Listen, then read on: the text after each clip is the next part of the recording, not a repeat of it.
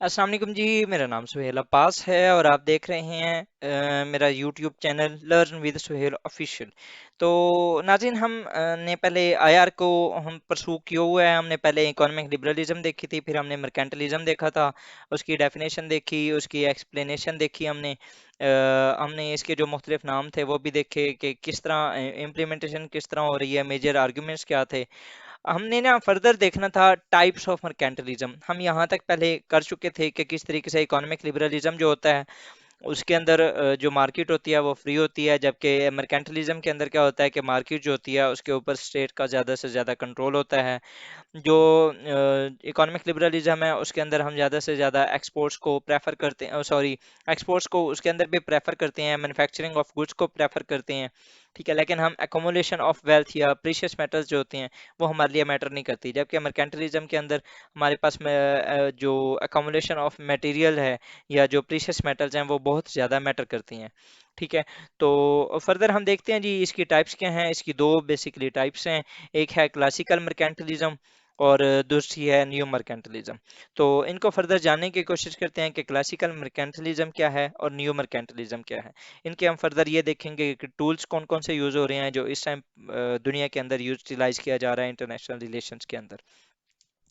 तो देखते हैं जी, जैसे कि क्लासिकल मर्केंटलिज्म नाम से ही जाहिर है, क्लासिकल मतलब कि एक जो पुराने दौर की जो चीज़ें होती थी, मतलब कि पुराने दौर में अर्ली हिस्ट्री में इंसान जब evolve with the passage of time हो रहा था तो उसके अंदर वो किस तरीके से इकोनॉमी को किस तरीके से देखता था।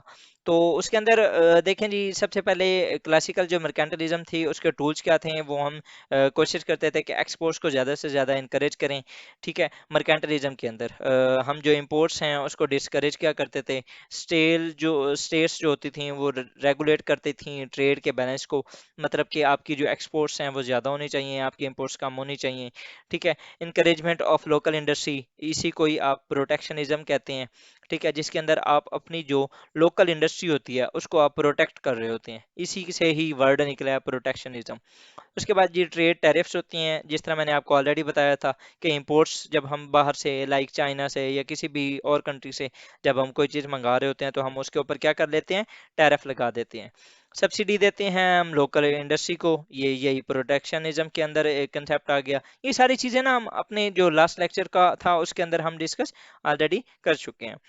उसके बाद ये पॉपुलेशन ग्रोथ, तो उसमें क्या होता है, try to expand local market and cheap labour. मतलब कि हर चीज़ को आपने इकोनॉमी के साथ जोड़ना होता है। ठीक है, आपको ज़्यादा से ज़्यादा इकोनॉमी के साथ जोड़ने से ही आपको उससे बेनिफिट होता है। उसके बाद ये प्रोपेगेंडिस्ट पॉलिसी, इसमें क्या होता है, farming own product and defaming the other product. ठीक है, आप प्रोपेगेंडा करते हैं, लाइक अब इसकी अगर मैं आपको एग्जांपल दूं तो जो डिसइंफो लैब थी, इंडिया ने पाकिस्तान के खिलाफ क्या किया था, उसने यूरोप के अंदर और ओवरऑल जितने भी वेस्टर्न नेशंस थे उसके अंदर क्या किया, उन्होंने बताया कि हम बेहतर हैं और पाकिस्तान गंदा है, वो वहाँ पर टेररिज्म फैला रहा है, वो वहाँ पर वहाँ करप्ट लोग हैं, फलां है ढिकां है, और हम बहुत अच्छे हैं, हम ये भी कर रहे हैं, हम डेवलप कर रहे हैं, हम हमारी इकोनॉमी बहुत अच्छी जा रही है, हमारे यूथ यूं हैं। ठीक है, मतलब कि आप क्या करते हैं, अब प्रोपेगेंडिस्ट पॉलिसी अगर हम प्योर इकोनॉमी की बात करें तो मैं आपको एक एग्जांपल दे देता हूँ कि लेज आए ना, तो लेज जैसे ही आए इनके साथ स्नैक्स, मतलब कि दो कंपनीज हैं, एक लेज है, अगर मैं यहाँ पर बनाऊं, एक कंपनी हो गई लेज की और दूसरी होगी स्नैक्स की। ठीक है, तो अब जो प्रोपेगेंडिस्ट पॉलिसी क्या होती है कि जो लेज है ना, ये अपनी जो एड्स हैं, जो एडवर्टाइजमेंट कर रहे होते हैं मीडिया के अंदर, वो आए और वो कहें जी कि लेज जो है ना ये बड़ी कमाल की चीज़ है, आप इसको खाएंगे आपको मज़ा आएगा, आपकी जो बॉडी की नरिशमेंट है, आपकी जो ग्रोथ होगी, ठीक है, आपकी हड्डियों में ये फलाना, ये कैल्शियम यूं हो जाएगा, ये फलाना ये कर देगा। ठीक है, ये एक सिंपल प्रमोशन है। और इसी तरह स्नैक्स आएगा, ये कहेगा जी नहीं जी, जो मेरे वाली प्रोडक्ट है उसका ये फ़ायदा है, आपको इस तरीके से ये फ़ायदा होगा, ये आप खाएंगे तो आपकी आंखें बाहर आ जाएंगी, आप ये फलाना मतलब कि आपने ना चीज़ों को ज़्यादा से ज़्यादा एक्सपेंड करके वो जिस तरीके से आप एडवर्टाइजमेंट करते हैं आपने ये करना होगा। लेकिन जो प्रोपेगेंडिस्ट पॉलिसी होती है वो क्या करती है, अब लेट्स सपोज के लेज जो है वो प्रोपेगेंडिस्ट पॉलिसी पे आ रहा है, तो वो क्या कहेगा, सबसे पहले तो ये कहेगा कि मेरे वाली जो लेस हैं ये बहुत अच्छी हैं, इनके पैकिंग बहुत अच्छी होती है, ये बनती बहुत अच्छी जगहों पे हैं, वहाँ पर मतलब कि लेबर हम बहुत एक सोफिस्टिकेटेड किस्म की रखते हैं, हम स्टैंडर्ड्स को फॉलो करते हैं। ये सारा कुछ करके फिर ये फर्दर ये कहेगा वो जो स्नैक्स हैं वो तो फलाने हैं, वो तो उसके अंदर प्रॉपर चीज़ें भी नहीं डालते, उनका घी बहुत गंदा होता है, वो जो स्नैक्स हैं वो बनाने वाले बहुत मेल न्यूट्रिट, मतलब कि उसके अंदर वो बहुत ज़्यादा रोल प्ले करते हैं। उसके अलावा वो जो उनके प्लांट्स हैं वो गंदे हैं, उनकी वो सफाई का ध्यान नहीं रखते, मतलब कि वो खाने से आप बीमार हो सकते हैं, जबकि लेस खाने से आप बिल्कुल ठीक रहेंगे। तो ये सारा प्रोसेस क्या है, ये एक प्रोपेगेंडा चल रहा है, मतलब कि मैं जो कह रहा हूँ वो ठीक है और जो अगला बंदा कह रहा है वो खराब है, वो गलत है। ठीक है, तो इस पॉलिसी को कहते हैं प्रोपेगेंडिस्ट पॉलिसी। ठीक है, उसके बाद फर्दर एक और इस तरह के भी काम किए जाते हैं कि by one get one free वाला।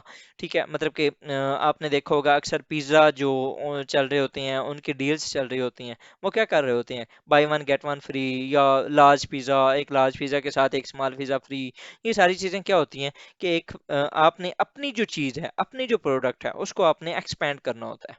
ठीक है, ये भी एक टूल कंसीडर किया जाता है क्लासिकल मर्केंटिलिज्म का। उसके बाद G image distortion of the others, जिस तरीके से मैंने आपको ऑलरेडी बताया कि लेज किस तरीके से स्नैक्स की जो इमेज है उसको किस तरीके से डिस्टॉर्ट करती हैं। उसके बाद ये एफएटीएफ मतलब कि मुख्तलिफ किस्म के ऑर्गेनाइजेशंस को इन अगर प्योर टर्म इंटरनेशनल रिलेशंस में आ जाएं तो एफएटीएफ को यूटिलाइज किया जाता है। इसको मतलब कि इंटरनेशनल जो इंस्टीट्यूशंस हैं, फाइनेंशियल इंस्टीट्यूशंस हैं, उनको यूटिलाइज किया जाता है to manoeuvre the economic affairs of any state.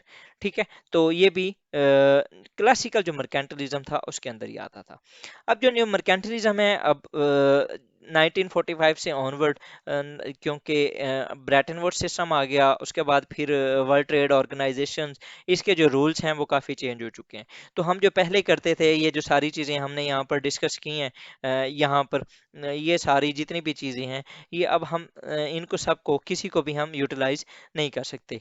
इसकी रीज़न क्या है जी, क्योंकि under the world trade organisation और ये जो ब्रेटन वुड्स सिस्टम है इसके अंदर वो सारी चीज़ें जो हैं वो हमें मना कर दी गई हैं। Now new tools are being used for the exercising new mercantilism. अब न्यू मर्केंटलिज्म के अंदर क्या होता है, मर्केंटलिज्म सेम ही है, मतलब कि आपने कोशिश ये करनी है कि आपने अपनी एक्सपोर्ट्स को इंक्रीज करना है, आपने अपने इंपोर्ट्स को कम करना है, उसके अलावा आपने ट्रेड बैरियर ज़्यादा से ज़्यादा लगाने हैं, टैक्सेशन वगैरह, या दूसरे की जो इंपोर्ट्स हैं उसको आपने कम करना है। काम ये वही है, स्टेट का जो मर्केंटलिज्म का कंसेप्ट है वो सेम है, बस सिर्फ टूल्स चेंज हुए हैं। अब टूल्स क्या हुए हैं वो आप देखते हैं। सबसे पहले देखें कि एनओसी रेगुलेशन ऑफ बिजनेसेस, मतलब कि आपने अक्सर देखा होगा मुल्क के अंदर, पाकिस्तान के अंदर फॉरेन डायरेक्ट इन्वेस्टमेंट कम क्यों है, इसी की वजह से, क्योंकि हमारे मुल्क के अंदर तकरीबन ये पिछले दिनों सी पैक के एक चेयरमैन है सर खालिद महमूद साहब, जो प्रीवियस थे, उनके मुताबिक कि मुल्क के अंदर जब भी कोई एक नई ऑर्गेनाइजेशन या कोई भी एक नई इंडस्ट्री आती है, उसको तकरीबन 40 डिपार्टमेंट से 40 महकमों से एनओसी लेना पड़ता है, फिर वो यहाँ पर अपना कोई एक बिजनेस स्टार्ट कर सकते हैं। ठीक है, तो ये क्या है, ये एक नॉन टैरिफ बैरियर्स हैं, मतलब कि अपनी जो स्टेट की इंडस्ट्री है उसको बचाने के लिए हम इस तरह के काम करते हैं। उसके बाद हम कोटास दे देते हैं, मतलब कि हम एक स्पेसिफिक कोई ऑर्गेनाइजेशन है, हम उसको लिमिट कर देते हैं, उसको कहते हैं कि सिर्फ आप ही यहाँ आके काम कर सकती हैं, बाकी कोई नहीं कर सकता। मतलब कि लेट्स सपोज कोई चाइना की कोई कंपनी है, हम उनको कुछ रिलैक्सेशन दे देते हैं, हम उनको फेवर दे देते हैं कि वो आते हैं और हम कोटा उनके लिए सेट कर देते हैं, भाई इतनी चाइनीज ऑर्गेनाइजेशन जाके हमारे पास काम कर सकती हैं। ठीक है, पॉलिसी इम्पेडमेंट्स, मुख्तलिफ किस्म के हम बैरियर्स लगाना स्टार्ट कर देते हैं, एनओसीज हो गया, कोटाज हो गया, इसके अलावा भी और भी बहुत से इकोनॉमी की टर्म्स में बहुत सारी जो बैरियर्स होते हैं वो हम लगा सकते हैं। इम्पोर्टेड प्रोडक्ट्स, इनके ऊपर हम बैन लगाना स्टार्ट कर देते हैं, जिस तरीके से मतलब कि हम एलसीज जो होते हैं, अब जिस तरह पाकिस्तान के अंदर इस टाइम जो एलसीज हैं वो नहीं दी जा रही हैं, उसकी रीज़न ये है कि हमारे पास अभी तो पैसे कम है ना, लेकिन ये अब स्टेट इंटरविन कर रही है इन द मार्केट। ठीक है, उसके बाद ईज ऑफ डूइंग बिजनेस, मतलब कि हम जो बाहर से आने वाले इन्वेस्टर्स होते हैं उनके लिए यहाँ पर जो बिजनेस वाला जो एक फिनोमिना है उसको हम ज़्यादा मुश्किल कर देते हैं, ताकि वो इजीली यहाँ पर आके फ्लरिश ना कर सकें। हम आउटसोर्सिंग को बहुत ज़्यादा अपोज करते हैं, मतलब कि जो एक स्पेयर पार्ट्स होते हैं, मतलब कि आउटसोर्सिंग का मतलब ये होता है कि एक बड़ी ऑर्गेनाइजेशन किसी छोटी ऑर्गेनाइजेशन को हायर करे और फिर उनसे काम ले ले, इस तरीके से हम यहाँ पर नहीं करने देते। ठीक है, उसके बाद जी हम कुछ इस तरह की एग्जांपल्स भी लगा सकते हैं, मतलब कि कुछ बैरियर्स इस तरीके से होते हैं कि हम सुजुकी वालों को कहते हैं कि आप आएँ, ठीक है, आप यहाँ पर आके प्लांट्स लगाएं, लेकिन आप जो इसके प्लांट्स लगाने के बाद आप जो स्पेयर पार्ट्स यूज़ करेंगे वो पाकिस्तान मेड स्टार्ट करेंगे। मतलब कि आपने जो स्पेयर पार्ट्स की इंडस्ट्री है वो पाकिस्तान के अंदर ही लगानी है। उससे क्या होगा कि जब इंडस्ट्री मुल्क के अंदर ही बनेगी, एक तो वही इंडस्ट्री की जो स्पेयर पार्ट्स होंगे उनको यूटिलाइज किया जाएगा, दूसरा उस इंडस्ट्री से मुल्क के अंदर एम्प्लॉयमेंट की अपॉर्चुनिटीज पैदा होंगी, रेवेन्यू जनरेट होगा, वो एक अलग चीज़ है। ठीक है। उसके बाद ये ट्रेड ऑफ्स हम करते हैं कि give space from one side and take benefits from other side. मतलब कि अब लेट्स सपोज इसकी भी मैं आपको एक एग्जांपल दे देता हूँ कि लास्ट टाइम जो हमारे ex prime minister Imran Khan साहब थे, उन्होंने इस्लामाबाद टेक्नोलॉजी पार्क, एक इस्लामाबाद कैपिटल टेरिटरी के अंदर एक ना पार्क की बात की थी, आईटी शायद कोई एक पार्क उन्होंने कहा था कि इस्लामाबाद के अंदर बनेगा। तो उसके अंदर ना उन्होंने एक एग्जांपल सी दी थी कि आप 10 साल के लिए ना जो भी इन्वेस्टर वहां पर आके इन्वेस्ट करेगा उससे ये नहीं पूछा जाएगा कि कि आप कहाँ से वो पैसा लाए हैं जो आप यहाँ पर इन्वेस्ट कर रहे हैं। ठीक है। अब वो एग्जाम्पशन दे रहे थे, लेकिन उसको बेनिफिट फ्रॉम वहां से दूसरी साइड से कैसे हमने लेना था कि वहां पर वो आते, वो आके इन्वेस्ट करते। ठीक है। इन्वेस्ट करने से वहां पर जो अब जॉब्स जनरेट होती हैं उससे मुल्क खुशहाल होता। उसके बाद वो जो टैक्स देते उससे अलग मुल्क खुशहाल होता, रेवेन्यू जनरेट होता, मुल्क के लिए बहुत सारा इस तरीके से फायदा हो जाता है। सिमिलरली हम ट्रेड ऑफ्स इस तरीके से भी करते हैं कि हम बाहर से कोई कंपनी बुलाते हैं, उसको कहते हैं कि आप आओ, आप यहाँ पर आके ना लेट्स सपोज कोई एक रोड बना दो या कोई एक पावर प्लांट बना दो। ठीक है। आप यहाँ पर पावर प्लांट लगाएं और आप उसको ना चलाना स्टार्ट कर लें। ठीक है। जब आप चलाना स्टार्ट कर लेंगे 10 साल के लिए ना आप उसको चलाएं, आप उसे रेवेन्यू जनरेट करें, लेकिन उसके बाद वो हमें आप दे के चले जाएं। ठीक है। वो फिर हमारा हो जाएगा बिल्कुल परमानेंटली, फिर हम उसको सारा कुछ वो करेंगे। तो मतलब कि आप कुछ इसका बेसिकली ट्रेड ऑफ्स का मतलब ये है कि आप कभी कुछ दे के और कुछ लेके आप एक डील कर लेते हैं और उसके बाद आप काम जो है वो स्टार्ट करना स्टार्ट कर देते हैं। नया पाकिस्तान हाउसिंग स्कीम, मतलब कि आप उसके अंदर भी मतलब कि आपने अपने मुल्क के अंदर अपनी जो ऑर्गेनाइजेशंस होती हैं, अपनी जो चीज़ें, अब नया पाकिस्तान हाउसिंग स्कीम क्या था, उसके अंदर तकरीबन 40 अदर डिपार्टमेंट्स लिए। जब भी कोई मकान बनता है तो उसके अंदर कारपेंटर हो गया, उसके अलावा मैसन हो गया, सीमेंट, उसके अलावा ईंट, मतलब कि मल्टीपल ऐसे डिपार्टमेंट्स हैं जहाँ से चीज़ों को ला के एक बिल्डिंग के लिए वो मुहैया की जाती हैं। तो वो सारा कुछ क्या है, वो जितने भी डिपार्टमेंट्स हैं वहाँ पर जॉब्स जनरेट होंगी। तो ये इसी तरीके से मतलब कि हमारी कोशिश ये होती है कि जो स्टेट का रेवेन्यू जनरेट होना चाहिए, बात वहीं पर आके रुक जाती है। ठीक है। उसके बाद जी अगर हम आज के दौर में इसको देखें, इम्प्लीमेंट होता देखें, तो मेक इन इंडिया कैंपेन जो इंडिया के अंदर चल रही है, अपना बनाओ अपना खाओ हो गया, ये भी उनकी एक थी, एक स्कीम थी। ठीक है।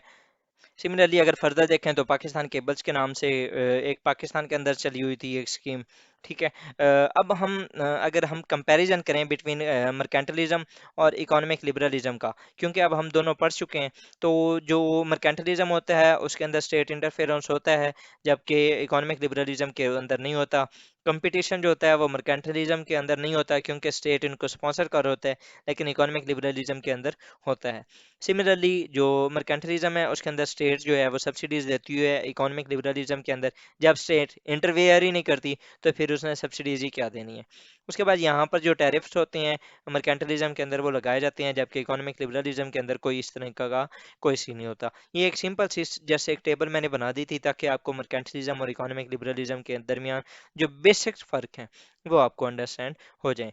तो ये था जी हमारा आज का टॉपिक, जिसके अंदर हमने टाइप्स देखिए मर्केंटलिज्म की, और जो मर्केंटलिज्म की मतलब के क्लासिकल मर्केंटलिज्म और न्यू मर्केंटलिज्म। इससे आपको आइडिया हो गया होगा अब जो economic liberalism, mercantilism, classical mercantilism और जो न्यू मर्केंटलिज्म है, इनके बारे में आपको तकरीबन आइडिया हो गया होगा। फर्दर भी अगर आपको किसी किस्म का कोई कन्फ्यूजन हो तो आप कमेंट बॉक्स के अंदर लिख सकते हैं, इंशाल्लाह ताला मैं आपको उसका रिस्पॉन्ड करूंगा। For the in the end जी I would like to thank you for watching my video. अगर आपको ये इन्फॉर्मेटिव लगी हो, लाइक करें, सब्सक्राइब करें एंड शेयर करें with your friends. Thank you जी, स्टे ट्यून्ड, अल्लाह हाफिज।